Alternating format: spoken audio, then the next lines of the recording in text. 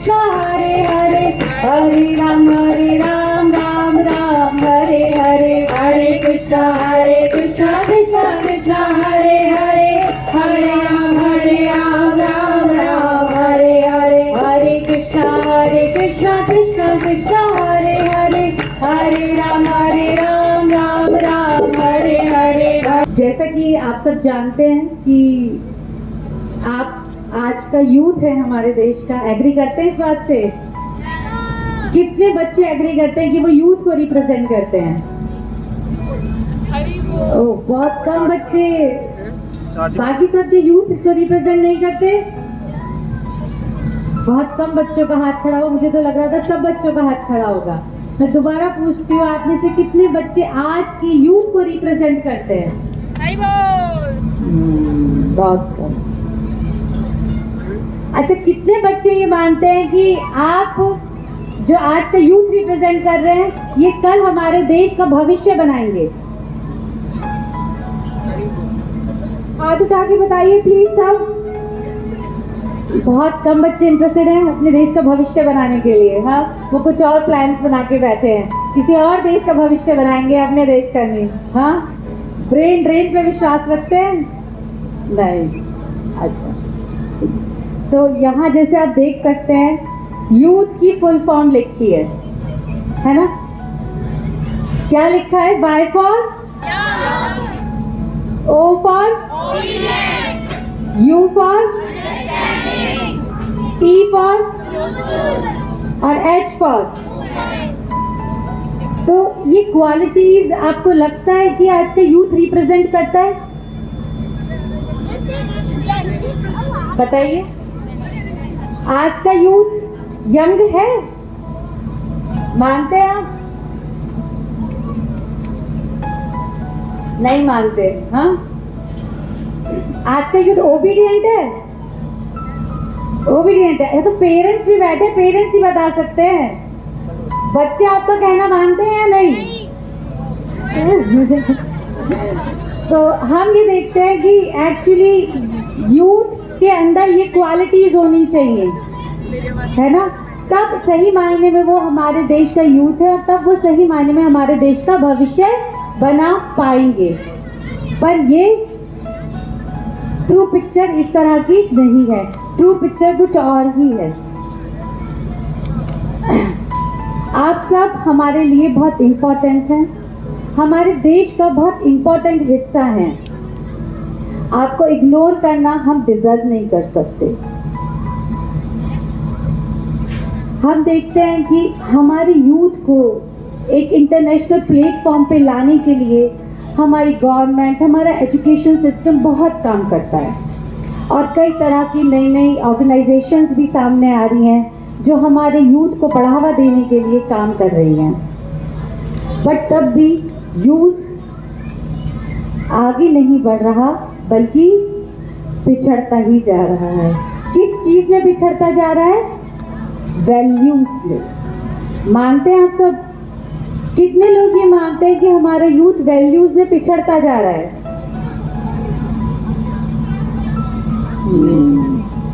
कुछ लोगों ने और सोचा है कि वो आज किसी भी बात पे हाथ खड़ा करेंगे ही नहीं। हाँ, चलिए ठीक है, नेक्स्ट स्लाइड पे भी।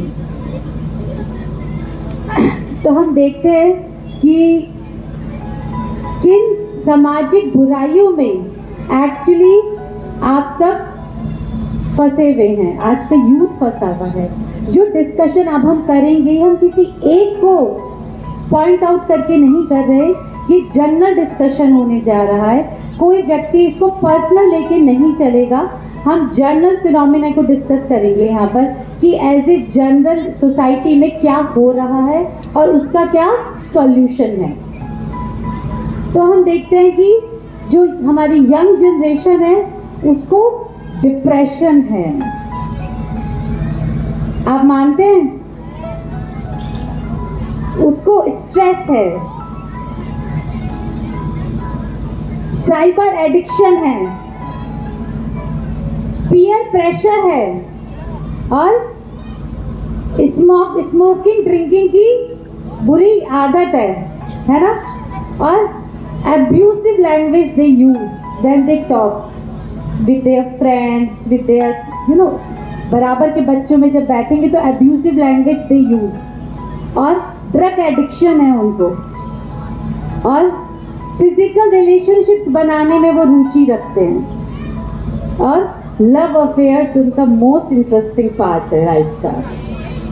हाँ, क्या ऐसा कुछ है जिसमें आप कोई बच्चा यहाँ पे एग्री नहीं करता हो?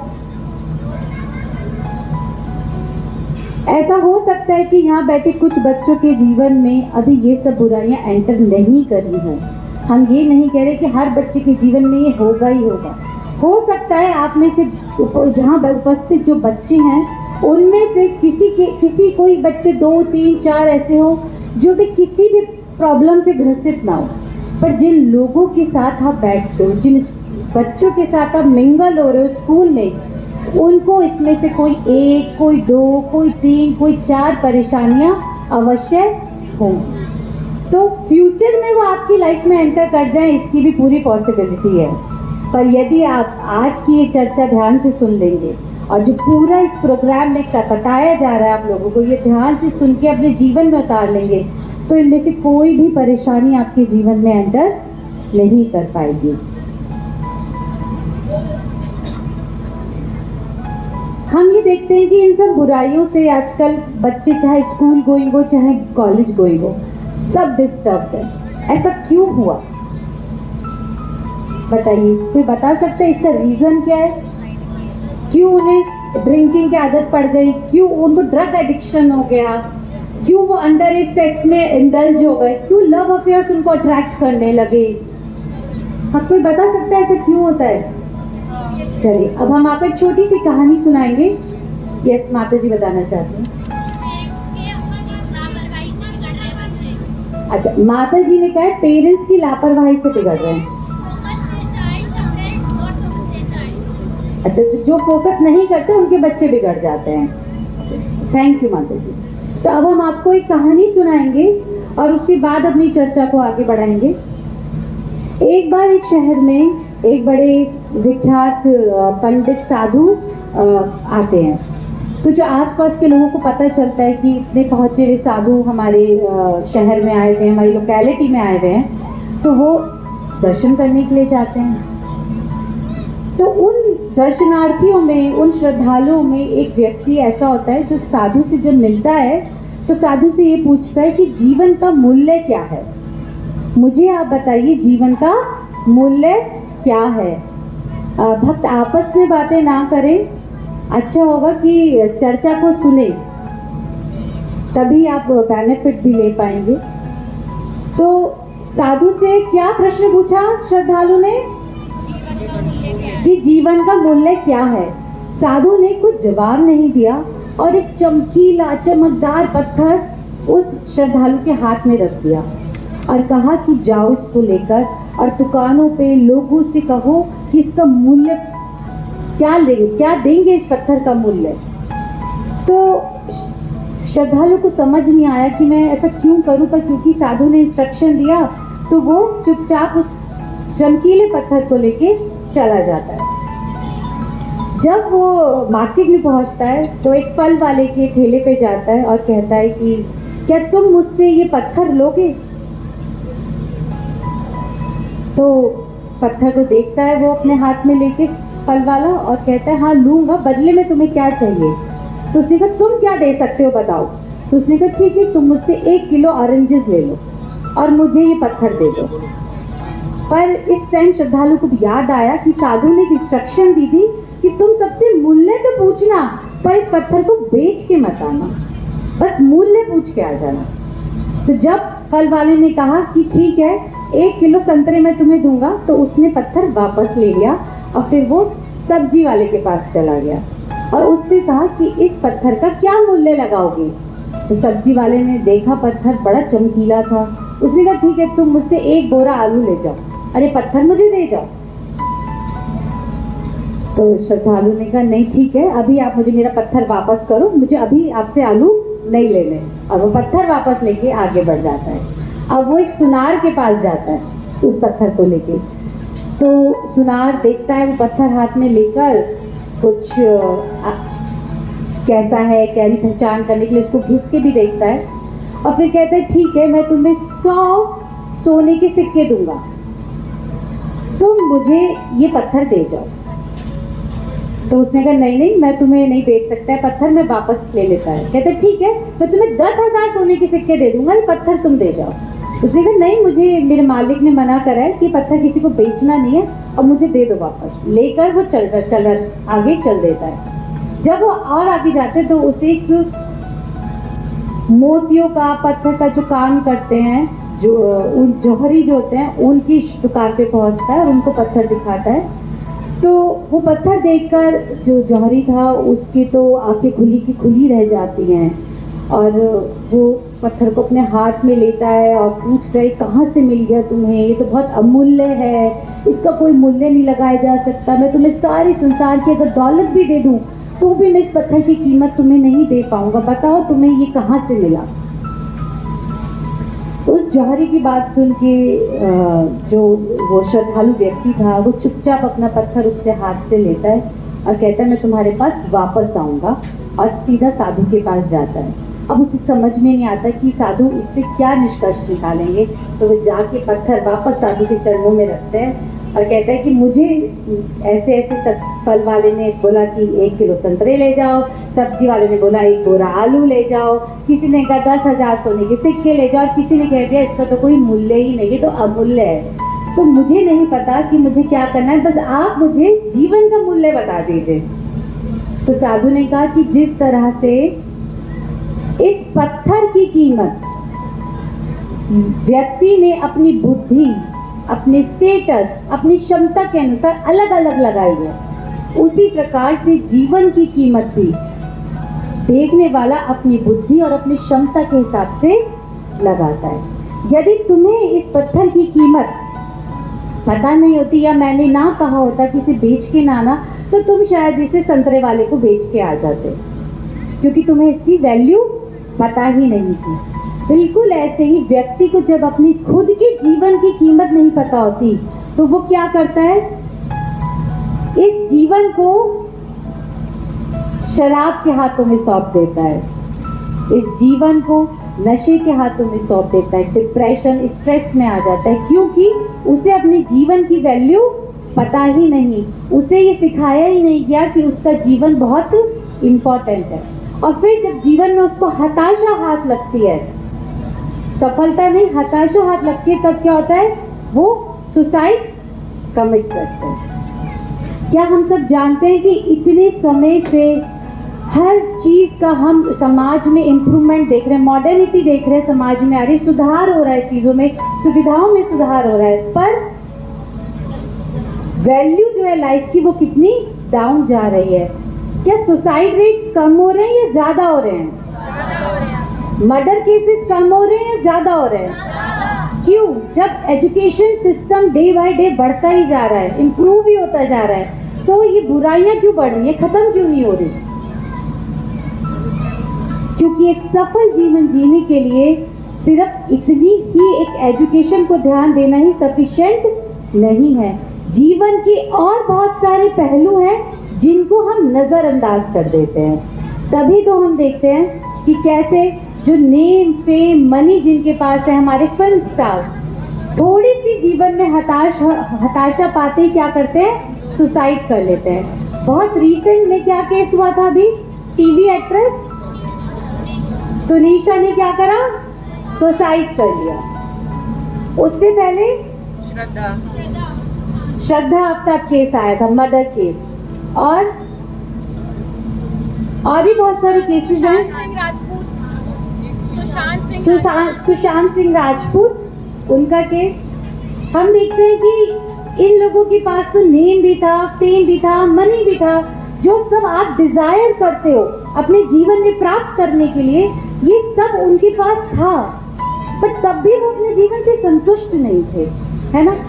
हमारा नेशनल क्राइम रिकॉर्ड ब्यूरो बताता है कि हर साल माइनर्स का सुसाइड केस 10% से बढ़ रहा है। क्यों माइनर सुसाइड अटेम्प्ट कर रहे हैं? क्यों? Love affairs. क्या रीजन है? Love affairs. They do not know the value of life, तभी तो वो इन चीज़ों में इंडल्ज हो गए। और क्या बताता है नेशनल क्राइम रिकॉर्ड ब्यूरो, और क्या बताता है 1 out of every 10 teens are indulged in drug and alcohol abuse। हर 10 में एक बच्चा क्या कर रहा है, नशा कर रहा है। हर 10 में एक बच्चा, और ये रेशो बढ़ ही रहा है, ये रेशो कम नहीं हो रहा। और क्या सर्वे क्या बताते हैं कि academic distress and studies student suicide in India a crisis that needs to be acknowledged. पढ़ाई के प्रेशर से लोग बच्चे क्या कर रहे हैं, सुसाइड अटेम्प्ट कर रहे हैं। तो हम ये देख रहे हैं कि हमारे नज़रिए से बच्चे के लिए जो सबसे अच्छे से अच्छी फैसिलिटी है हम वो सब दे रहे हैं, पर तब भी क्या हो रहा है, हम इन बुराइयों को खत्म नहीं कर पा रहे। ये बुराइयां बढ़ती ही जा रही हैं, बढ़ती ही जा रही हैं।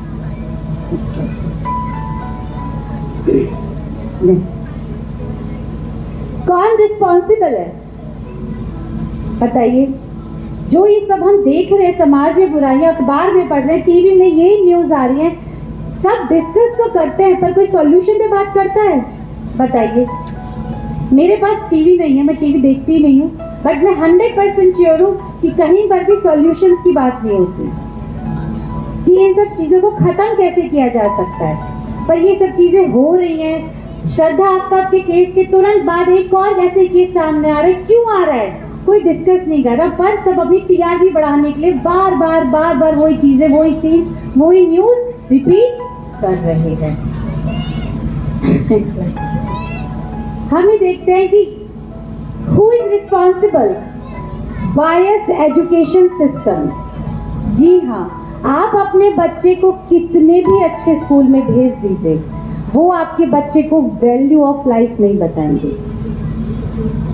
वो आपके बच्चे को ये नहीं बताने वाले कि तुम्हारा जीवन बहुत प्रीशियस है, इसे कैसे तुम बचा सकते हो, इसे तुम कैसे सुरक्षित रख सकते हो। वो आपको सिर्फ ये बताते हैं कि तुम पैसा कैसे कमा सकते हो, तुम कंपटीशन में अच्छे नंबर कैसे ला सकते हो।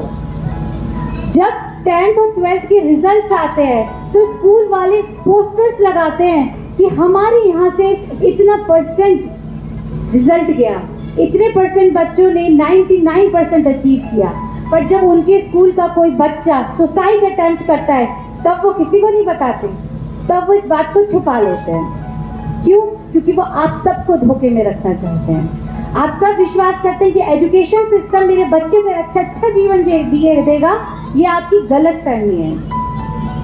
एजुकेशन सिस्टम पे हम रिलाई नहीं कर सकते, बल्कि एजुकेशन सिस्टम एक ऐसा माध्यम है जहाँ आप जब अपने बच्चे को स्कूल भेजते हैं तो वहाँ वो बहुत सारी गलत चीज़ों के एक्सपोजर में आता है।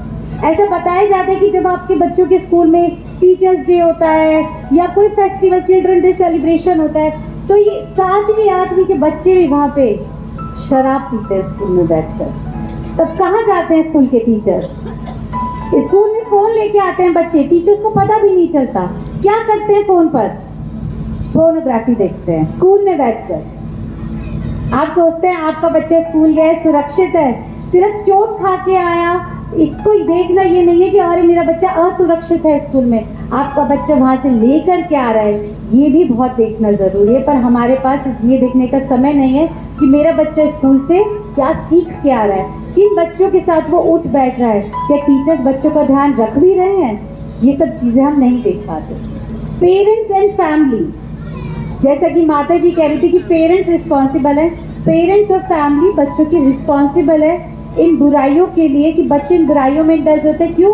क्योंकि पेरेंट्स के पास टाइम नहीं है, वो खुद मनी मेकिंग में लगे हुए हैं। वाइफ भी वर्क करेगी, हस्बैंड भी वर्क करेगा। क्यों? क्योंकि उन्हें पैसा अर्न करना है, उन्हें बच्चे को वैल्यूज नहीं देनी, उन्हें पैसा कर कमाना है, तो वो बच्चे के ऊपर ध्यान नहीं देते। और बच्चों के पीयर्स, जिन बच्चों के साथ आपके बच्चे रहते हैं वो आपके बच्चे को करप्ट करते हैं। अगर आपके बच्चे को नहीं पता कि शराब क्या है, आपने कभी नहीं बताया, आपके घर में कोई शराब पीता नहीं, इसका मतलब ये नहीं कि आपके बच्चे को शराब का एक्सपोजर मिल नहीं सकता। आपके घर में कोई स्मोकिंग करता नहीं, आपके बच्चे के सामने आपके घर में कभी किसी ने स्मोक किया नहीं, इसका मतलब ये नहीं कि आपके बच्चे को कभी स्मोक करने की अपॉर्चुनिटी नहीं मिलेगी।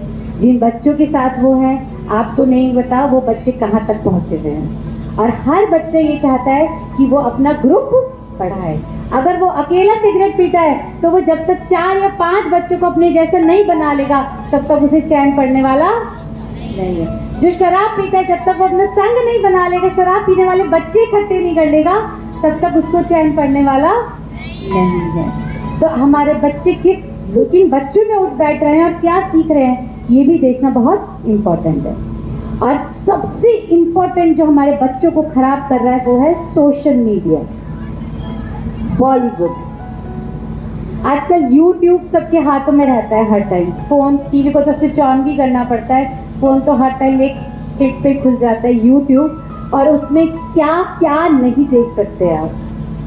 वैसे तो बताते हैं उम्र के हिसाब से बच्चे को ज्ञान मिलना चाहिए, पर यूट्यूब कह रहा है कि नहीं, किसी भी उम्र में आप कैसे भी ज्ञान प्राप्त कर सकते हैं। तो आप देखने तो बैठेंगे अपना साइंस का चैप्टर कि मैं साइंस का चैप्टर समझ लूँ, और एंड अप होंगे कुछ और देखते हुए। पता चलेगा 2 घंटे निकल गए, साइंस के चैप्टर पे तो पहुँचे भी नहीं, और कहीं और ही पहुँच गया यूट्यूब आपको लेकर। हाँ, और जो कमी रह जाती है वो कहाँ पूरी होती है? बॉलीवुड से। बॉलीवुड में क्या दिखाते हैं? एक्स्ट्रा मैरिटल अफेयर्स, है ना। और हमें लगता है यही जीवन है। एक शादी से खुश नहीं, 2 शादियाँ, 2 शादी से खुश नहीं, 3 शादियाँ, 3 शादी से खुश नहीं तो कोई शादी नहीं, बिना शादी के संबंध बनाएंगे, लिव इन रिलेशनशिप में रहेंगे। ये आजकल का लेटेस्ट ट्रेंड किसने दिया है हमें? बॉलीवुड ने, है ना। कितना हमें इंस्पायर करता है ना बॉलीवुड कि हम उनके जैसे बन जाएं। बॉलीवुड हमें दिखाता है कि कोई सपनों का राजा मेरा भी कहीं ना कहीं इंतजार कर रहा है। हाँ, और बस मैं उसका इंतजार कर रही हूँ, कहीं सड़क पे वो मुझे टकरा जाएगा, या किसी मंदिर में मुझे टकरा जाएगा, या कॉलेज में, या कोई टीचर ही कोई होगा, वो कौन होगा वो मेरे सपनों का राजा। बॉलीवुड ये दिखाता है ना आपको। और फिर एक ऐसा संबंध मेरा बनेगा जो मेरा जीवन में पहले कभी नहीं बना, वो मुझे इतना प्यार करेगा जितना प्यार मुझे किसी ने नहीं करा। ऐसा भ्रम में डाल देता है आपको बॉलीवुड कि अपने माँ बाप का प्यार भी देखने के आप सक्षम नहीं बचते। माँ बाप का प्यार भी कम हो जाता है और लगता है वो मुझे ज़्यादा प्यार करता है, इसलिए उसके लिए हम कुछ भी करने के लिए तैयार हो जाते हैं। क्या करते हैं? माँ बाप को पता चलेगा, माँ बाप मना करेंगे, तो आजकल बच्चे माँ बाप की कहने से रुकते ही नहीं।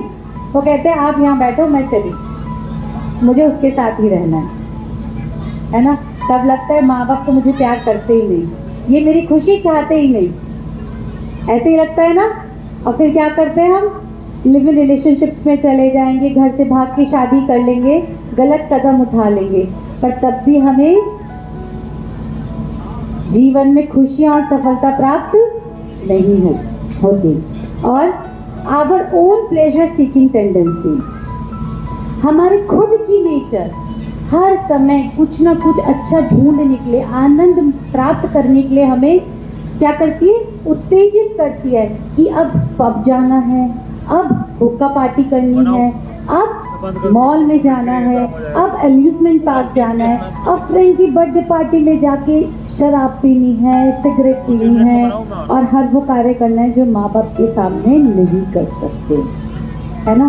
तो खुद की हमारी प्लेजर सीकिंग टेंडेंसी क्या है? हमें इन बुराइयों में घुसा देती है और हमारा जीवन अंधकार में बना देती है।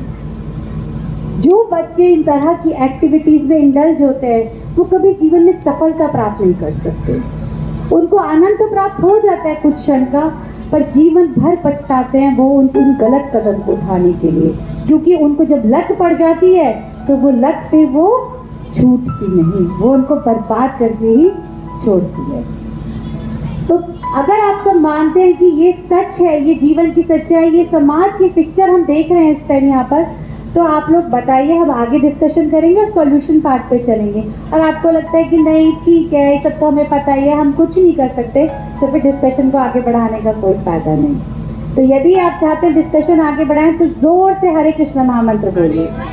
हरे कृष्णा कृष्णा कृष्णा हरे हरे, हरे राम राम राम हरे हरे। समाज में हो क्या रहा है, किस कारण से हो रहा है? अब आप ये मत सोचिएगा कि समाज में तो बुराइयां आई हैं, हमें ऐसे ही रहना पड़ेगा, अपने बच्चे को बचाने का हमारे पास कोई रास्ता ही नहीं है। रास्ता है, पर आपकी लेजीनेस और आपकी अज्ञानता आपके बच्चे को उस रास्ते पे चलने नहीं देती, है ना? हम भी रिस्पॉन्सिबल हैं कि हमारा बच्चा उन बुराइयों में रहकर उन बुराइयों से ग्रसित हो जाता है। यदि हमारे अंदर क्षमता हो तो हम अपने बच्चे को एक ऐसा फूल बना सकते हैं, जैसे कमल का फूल क्या है, कीचड़ में रहता है, कीचड़ में रहकर भी उसके ऊपर एक ड्रॉप कीचड़ की आती नहीं। आप भी चाहे तो अपने बच्चे का व्यक्तित्व ऐसा डेवलप कर सकते हैं कि बुराइयों के बीच में रहकर उन बुराइयों से वो कभी प्रभावित नहीं होगा, पर उसके लिए आपको भी प्रयास करने पड़ेंगे। आपके बच्चे के प्रयास सफिशिएंट नहीं है। इसलिए मुझे आज ये देख के बहुत प्रसन्नता हुई कि यहाँ पे जितने बच्चे हैं उतने पेरेंट्स भी बैठे हैं, क्योंकि खाली बच्चे को एजुकेट करके हमारा काम नहीं चलता, क्योंकि बच्चा तो हमसे ज्यादा आपके साथ रहता है। यदि आप एजुकेट नहीं होंगे तो बच्चा अपने जीवन में कोई भी शिक्षा को उतार नहीं पाएगा, पर यदि आप एजुकेट हो गए तो आपका बच्चा सारी शिक्षाएं अपने जीवन में उतार पाएगा और एक अच्छी पर्सनालिटी लेके डेवलप करेगा, है ना? तो हम आगे बढ़ेंगे। एक सफल जीवन के लिए, एक ऐसे जीवन के जहाँ पे कोई बुराइयां नहीं है, ठहराव है, सही निर्णय लेने की क्षमता है, ऐसे जीवन जीने के लिए 3 एस्पेक्ट्स रिक्वायर्ड है। सफलता के 3 सूत्र, इनको आप ऐसे याद कर सकते हैं, सफलता के 3 सूत्र। ये है IQ, EQ एंड SQ। आप में से किसी ने पहले इनका नाम सुना है? IQ, EQ, SQ? हाथ खड़ा करके बता सकते हैं। आपने नहीं सुना, तो अब हम बताएंगे आपको। IQ is for intelligent quotient, EQ is for emotional quotient and SQ is for spiritual quotient. ये 3 जीवन के ऐसे एस्पेक्ट्स हैं जो हमारी एक वेल डेवलप्ड पर्सनालिटी बनाने के लिए इम्पॉर्टेंट है। और एक बच्चे के जीवन में इन तीनों में से हम किसी भी एस्पेक्ट को एक्चुअली इग्नोर नहीं कर सकते। माता पिता होने के नाते हमारी जिम्मेदारी है कि हम इन तीनों चीज़ों पे ध्यान दें, IQ, EQ एंड SQ। तो नेक्स्ट स्लाइड करें। IQ is intelligent quotient. ये आपके बच्चे की बुद्धि के स्तर को बताता है। आपके बच्चे का बुद्धि का स्तर क्या है, जो इसके लिए आप मोस्ट इंटरेस्टेड है ना?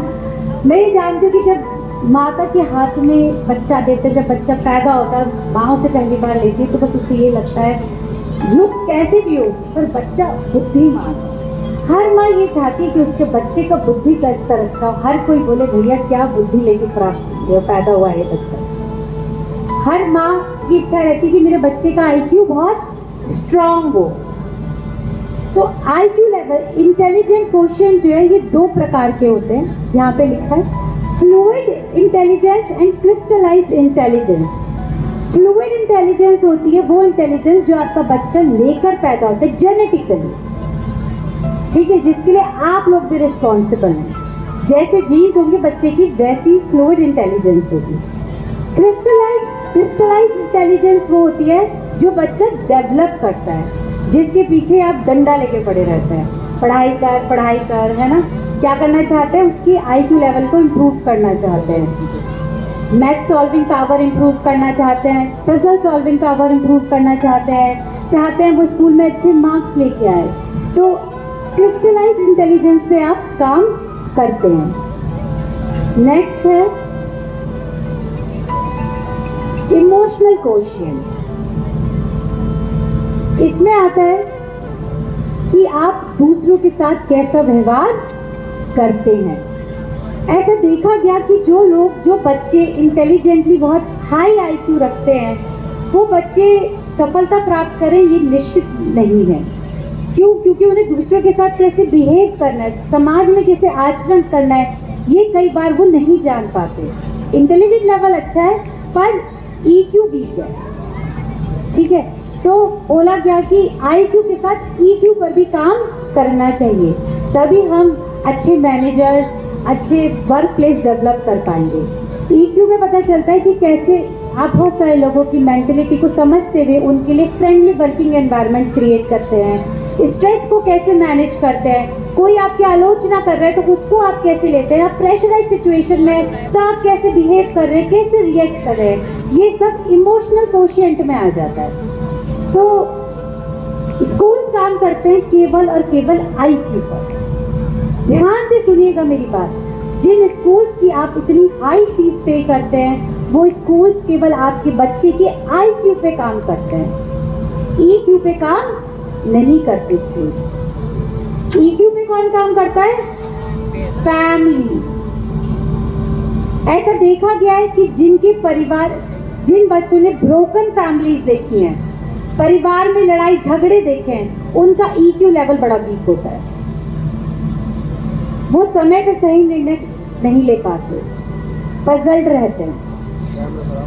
ठीक है, तो IQ पे काम करता है स्कूल, EQ पे काम करता है परिवार।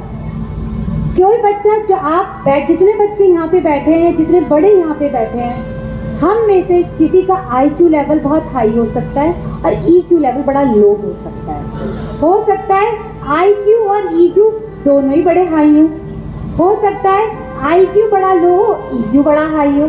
ये डिपेंड करता है हमारी सराउंडिंग्स पे, हमारी अपब्रिंगिंग पर, ठीक है, और जेनेटिकली ऑल्सो इट डिपेंड्स। पर सोचने वाली बात है कि IQ और EQ केवल आपके बच्चे के व्यक्तित्व का 50% निर्माण करते हैं। यदि सोसाइटी की बात करते हैं आप लोग तो केवल IQ और EQ पर ही लोग बात करते हैं और किसी SQ को तो कोई जानता भी नहीं, तो उस पर काम तो क्या करेगी। केवल IQ और EQ पे काम करते हैं जो कि केवल 50% पर्सनालिटी डेवलपमेंट में कार्य करता है।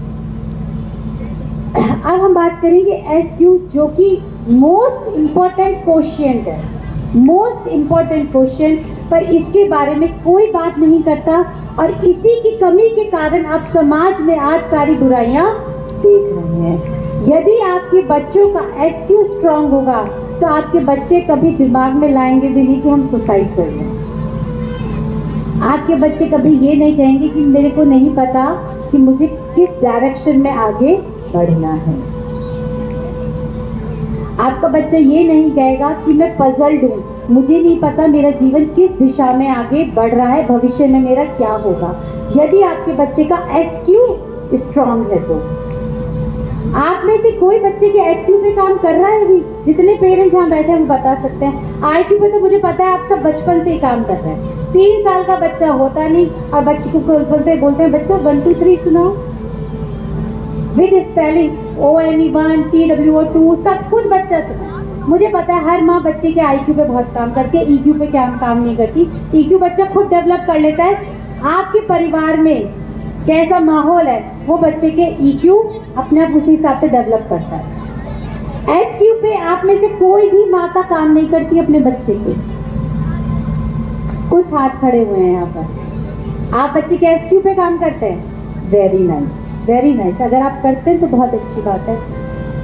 यदि आप चाहते हैं कि आपका बच्चा सच में समाज में एक सफल व्यक्तित्व लेके आगे बढ़े और लोगों के लिए एक इंस्पिरेशन बने, तो आपको अपने बच्चे का स्पिरिचुअल क्वेश्चन डेवलप करना होगा।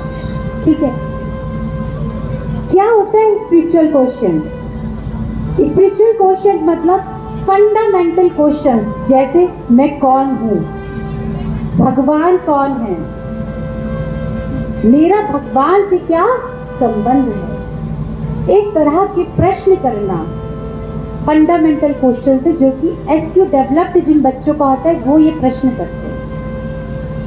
कुछ बच्चे आपने ऐसे देखे होंगे जिनको कुदरती ऐसा होता है कि वो जानना चाहते हैं, भगवान के बारे में जानना चाहते हैं, अपने बारे में इंट्रोस्पेक्ट करना चाहते हैं कि मैं कौन हूँ, मेरा उद्देश्य क्या है जीवन का।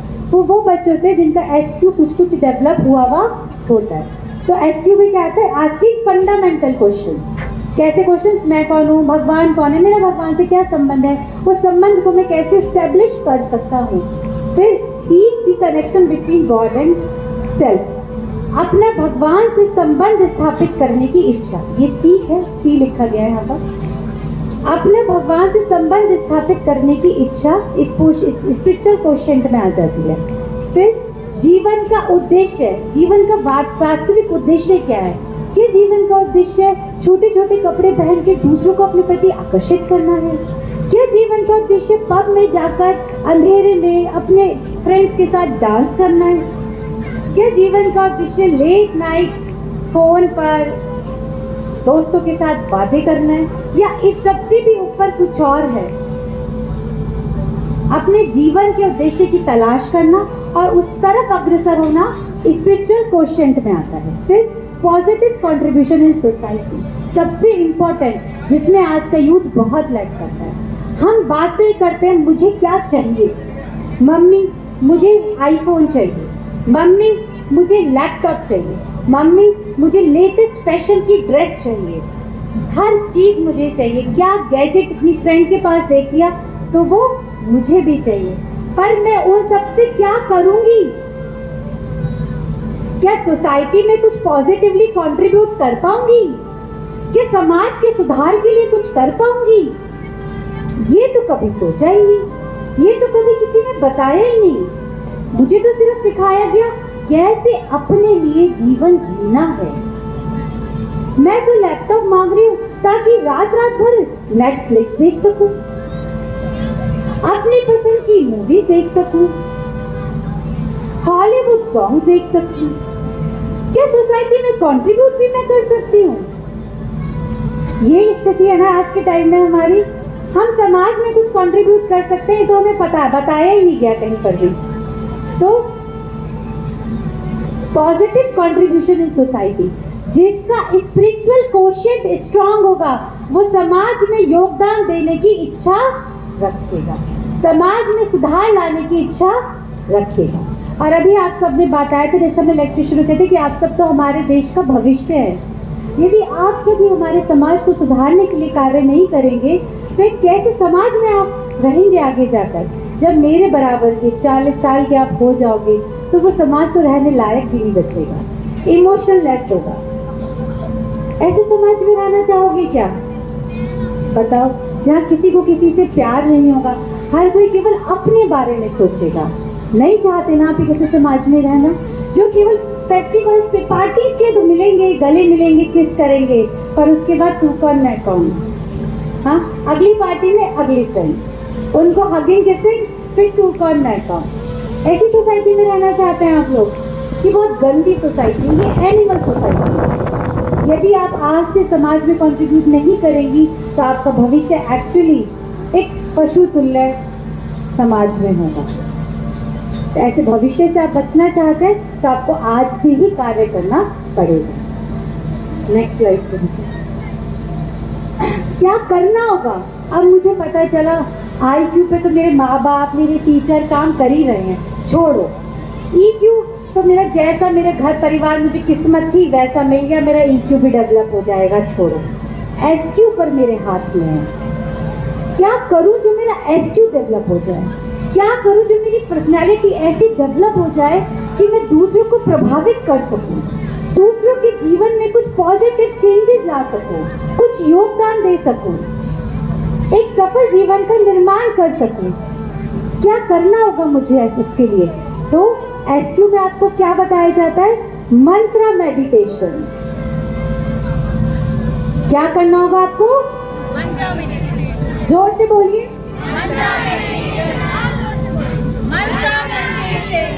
और रीडिंग स्क्रिप्चर्स। ये माता जी क्या बातें कर रही हैं? मंत्र मेडिटेशन, ये मेरी पढ़ने लिखने की उम्र है या माला जपने की उम्र है? पर जैसे कि हमने बताया कि IQ EQ just 50% part, 50% role play करते हैं, है ना? 50% तो ये SQ ही रोल प्ले करता है।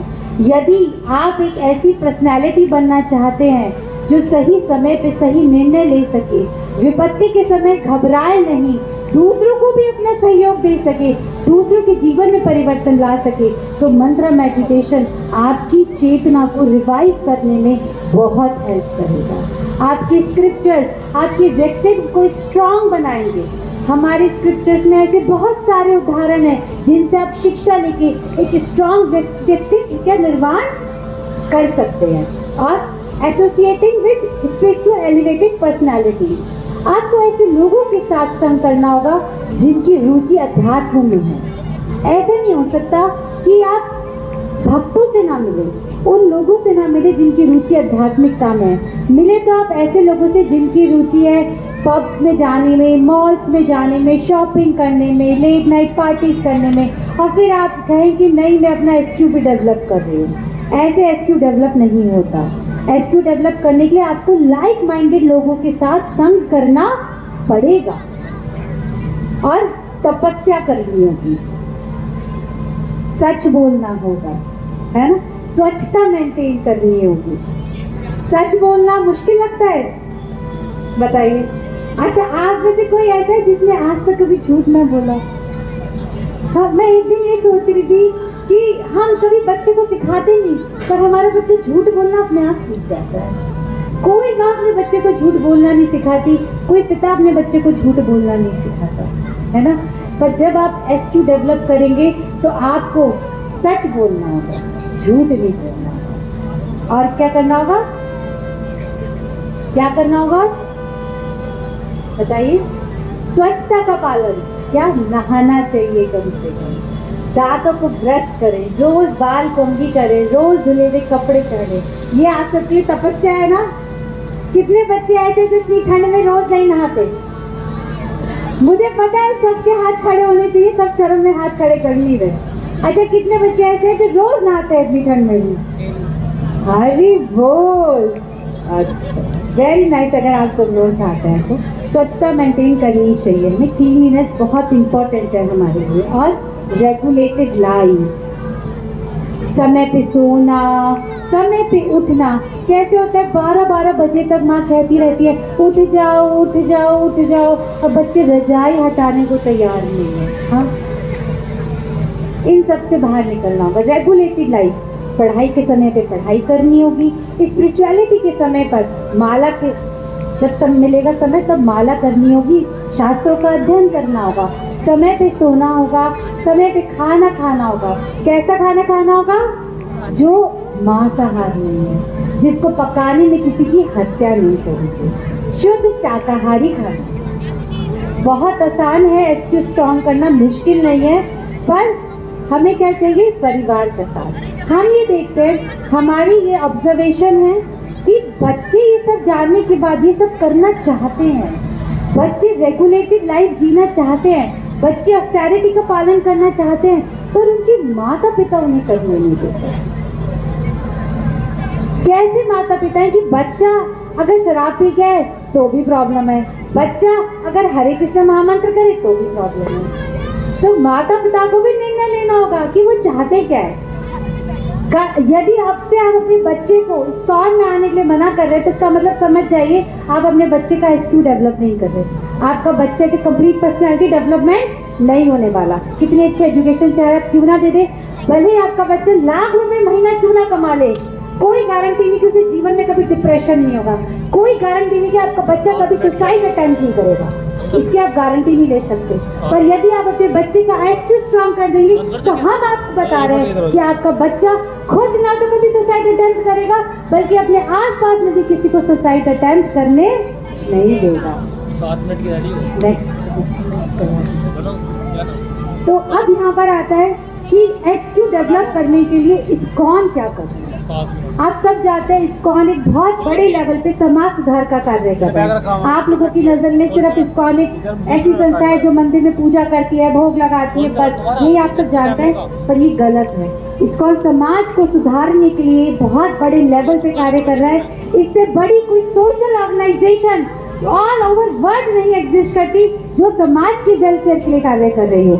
ये आप सब फॉर्चुनेट है कि आपको इस्कॉन का प्लेटफॉर्म यहाँ पर मिल रहा है। यहाँ पर लड़कियों के लिए स्पेशल लड़कियों के लिए कोर्स डिजाइन करा गया जिसे बोला गया इस्कॉन गर्ल्स फोरम। जी हाँ, IGF। हम यहाँ पे लड़कियों का फ्री एनरोलमेंट करते हैं, चार्जेस नहीं लेते। क्योंकि हमें पता है चार्जेस की बात आएगी तो पेरेंट्स कहेंगे नहीं नहीं नहीं रहने दो, अभी बच्ची के ऊपर पढ़ाई का बहुत प्रेशर है, उसको अभी जॉब मिलने वाली है, कर नहीं पाएगी, ऐसे करते हैं पेरेंट्स। पर जब हम कहते हैं फ्री है तो पेरेंट्स कहते हैं ठीक है, हफ्ते में एक ही बार तो आना है, आ जाएगी कोई बात नहीं। इसलिए हमने इन क्लासेस को फ्री रखा है। कुछ जगह क्लासेस पेड है, मुझे नहीं पता कि गोविंदपुरम कांग्रीगेशन पेड रखेगी या फ्री क्लासेस। फ्री क्लासेस अच्छा, गोविंदपुरम कांग्रीगेशन में IGF इनिशियल 3 मंथ्स स्टार्ट हो रहा है, क्योंकि तो इंट्रोडक्टरी 3 मंथ्स के लिए ये फ्री क्लासेस है। तो आप सब इसका फायदा उठाइए, अपने बच्चे को एनरोल करवा के आज IGF के लिए जाइएगा। IGF आपको एक ऐसा प्लेटफॉर्म देगा जहाँ पे आप अपनी कॉन्शियसनेस को रिवाइव कर सकते हैं। आपको समाज में कोल्हू की बैल की तरह घूमना सिखाया गया है, हाँ, पर यहाँ पर जब आप आएंगे तो आपकी असली पहचान से आपको इंट्रोड्यूस कराया जाएगा। What you are in reality, ये यहाँ पर जब आएंगे तो पता चलेगा कितना सुंदर एक्चुअली आपका व्यक्तित्व है, आप तो जानते ही नहीं भी क्या क्या पोटेंसी है आपके अंदर समाज में परिवर्तन लाने की। आप सब वुमेन एम्पावरमेंट की बातें करते हैं ना, अभी बात करते हैं women empowerment. Actually women empowerment की बात तो तब आएगी जब आपको ये पता होगा कि आपके पास पावर्स क्या क्या है, तभी तो आप कहेंगे वी आर एम्पावर्ड। अभी तो आप सब जानती नहीं है कि आपके पास पावर्स क्या क्या है। तो यदि आप जानना चाहती हैं what are your powers to become empowered, so join IGF। फिर आप अपने आप को आप एनर्जाइज कर सकते हैं। पूरे हफ्ते स्कूल की बातें, टीचर्स, पढ़ाई का प्रेशर, सब चीज़ें, काफ़ी स्ट्रेस होता है बच्चों के पास। संडे के एक दिन 2 घंटे 3 घंटे के लिए यहाँ आइए, इंस्ट्रूमेंट्स लर्निंग करिए, और क्या करिए, डांस करिए, अपनी हॉबीज़ को यहाँ पे प्रैक्टिस करिए। उससे क्या होगा, आप एनर्जाइज फील करेंगे। एक पूरे हफ्ते की थकान को आप यहाँ पर मिटा के जा सकते हैं और अपने जीवन में पॉजिटिविटी ला सकते हैं। कैसे हमें ऐसा लगता है कि कितनी बार हम इतने निराश हो जाते हैं, किसी कंपटीशन में हमने कोई एंट्रेंस पेपर दिया, वहाँ पे हम क्लियर नहीं कर पाए तो हम बड़े निराश हो जाते हैं कि अब हम क्या करेंगे, मैंने कोई ऑल्टरनेटिव नहीं सोचा था। तो जब आप यहाँ पे आते हैं तो आपको पॉजिटिव साइड भी हर चीज़ की देखने को मिलती है और आपको इतनी हिम्मत मिलती है, एक नई दिशा मिलती है कि आप हताश नहीं होते। एक जगह रास्ता बंद हुआ तो क्या बात है, 10 रास्ते खुले हुए नजर आएंगे यदि आप IGF में आएंगे और सोसाइटी में आप सही मायने में कंट्रीब्यूट कर पाएंगे। अभी तो आप सब लोग सिर्फ अपने बारे में सोचते हैं ना, मुझे क्या चाहिए, मुझे क्या चाहिए, मुझे क्या नहीं मिला, अभी मुझे क्या लेना है, मेरा बर्थडे आ रहा है, मम्मी पापा से क्या डिमांड करनी है, ये सब चलता है ना। जब आप यहाँ पर आओगे तो आपको नए नए तरीके पता चलेंगे कि समाज में आप कैसे कंट्रीब्यूट कर सकती है, कैसे आप अपने शौक से कुछ इस तरह की चीज़ें बना सकते हो जो समाज में किसी के काम आ सकती है, कैसे अपने समय का आप सही यूटिलाइजेशन कर सकते हो कि किसी के जीवन को सही दिशा मिल जाए, है ना।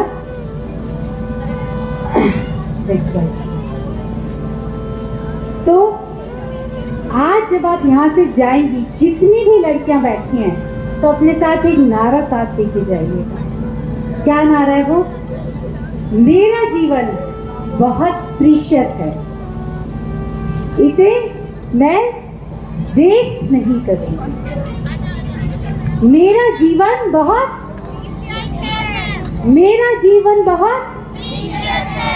इसे मैं वेस्ट नहीं करूंगी। कैसा जीवन जीऊंगी, ऑनेस्टी और प्योरिटी का, ईमानदारी का जीवन, सच्चाई का जीवन, ऐसा जीवन नहीं जो झूठ पे आधारित है। कितने झूठ हम अपने घर वालों से बोलते हैं, आज निर्णय करके जाइएगा सारे झूठ बने। आपसे मैं सच बोलूंगी, मुश्किल होगा कुछ दिन के लिए, है ना। अपनी पवित्रता का पालन करूंगी, किसी भी समय के प्रभाव में आके, किसी भी व्यक्ति के प्रभाव में आके अपनी पवित्रता को खोने नहीं देंगे। आपकी पवित्रता आपकी ताकत है, ये हमेशा याद रखिएगा। आपकी जो ताकत है वो आप जिम में जाके नहीं बनाओगे, ठीक है। आपकी ताकत बादाम खाने से नहीं बनने वाली, आपकी ताकत हॉर्लिक्स दूध पीने से बनने वाली नहीं है। आपकी अपनी ताकत, अपनी पवित्रता को मेंटेन रख के बनिए। आपकी असली ताकत आपकी पवित्रता है, उसे किसी भी कीमत पे खोने नहीं देना। आज यहाँ से लावण्य फेस्टिवल से ये शिक्षा अपने साथ लेके जाइए कि आपका जीवन बहुत कीमती है, इसे बर्बाद नहीं करना, ईमानदारी का जीवन जीना है, पवित्रता का जीवन जीना है और दूसरों के लिए क्या बनना है? दूसरों के लिए क्या बनना है? दूसरों के लिए क्या बनना है? तब आपका जीवन सही मायने में सफल होगा। तो आज का डिस्कशन हम यहीं पे खत्म करेंगे। Thank you so very much. Hari बोल बोलने के लिए, हरि बोल बोलने के लिए बहुत कुछ था, अभी बहुत सारी चीजें थी, समय के अभाव में जल्दी समाप्त करा है, पर तब भी आशा करते हैं कुछ आप लोगों को समझ में आया होगा, अपने जीवन की इम्पोर्टेंस आपको समझ में आई होगी। अपने जीवन को लाइटली मत लीजिए, आपकी लाइफ हमारे लिए, आपके लिए और इस देश के लिए बहुत इम्पोर्टेंट है। इसी नोट पे हम खत्म करेंगे। हरे कृष्णा कृष्णा कृष्णा हरे हरे, हरे राम राम राम हरे हरे। आप सब हमेशा खुश रहिए और हरे कृष्णा महामंत्र का हमेशा उच्चारण करते रहिए। जगत गुरु श्री प्रभुपाद की जय।